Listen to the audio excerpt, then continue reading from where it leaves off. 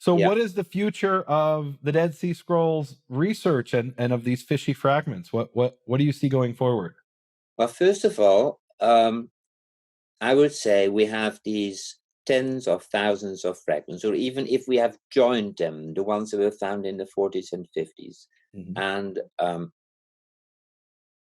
we have major texts that are being studied by people for their dissertations, or in further research, we have thousands of small fragments that gradually, one by one, people identify. They say, wait, this actually fits here in this manuscripts, and then we get that. It doesn't go fast, but there are 10 to 20 a year.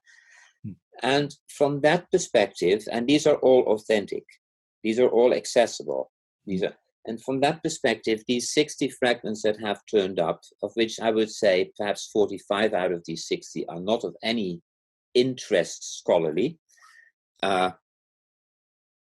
These are academically not important. At the very best, and this would be important in principle, and the very best, they affect our statistics. Yeah. For example, if finally you find a fragment of Nehemiah, then if you never have had one, then it's important to know. But if you find a umpteenth fragment with 6 words from the book of Psalms, in a sense, I would say, who cares? Okay. From an academic point of view. Now, there are among those fishy fragments, there are a range that are also could affect scholarship and therefore are important. The one is certainly the Hargerisine fragment, because it would show that what scholars have thought actually is attested by a Judean fragments. Mhm. That would even mean that we have first century evidence of something that we think was already changed in the earlier time. Mhm. So still some manuscripts preserving Hargerisime instead of Mount Eva.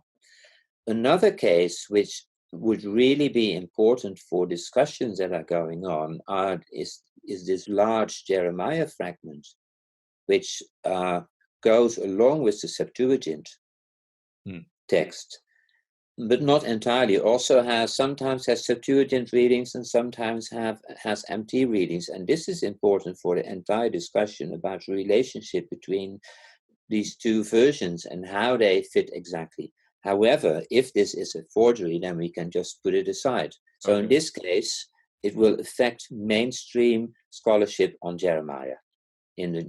So what you're saying is there are a number of fragments that are maybe the study from the natural sciences perspective is quite urgent. Yeah, Okay. So yeah. hopefully those will be I would studied say that soon. at the very least, we should uh, keep those aside and be aware, if we are working on those, that we cannot use them as solid evidence, as textual evidence, as witnesses from the 1st century BC until we have final knowledge about it. Okay. Fair enough. Yeah. Wow. Any final words or thoughts? Uh, on the one hand, I would just wish we could put these forgeries aside and just move on with scroll scholarship, which actually develops into many very interesting directions. And this issue is actually a financial issue. It's not an academic problem. It is not like, for example, the Gospel of Jesus' Wife, which would force scholars to think about forms of Christianity in the 2nd or 3rd century. Most of these fragments are only of interest for people who want to make money or people who want to collect, and not for academics. So for academics, I would say we have enough work to do with the material that we already have and know that is authentic.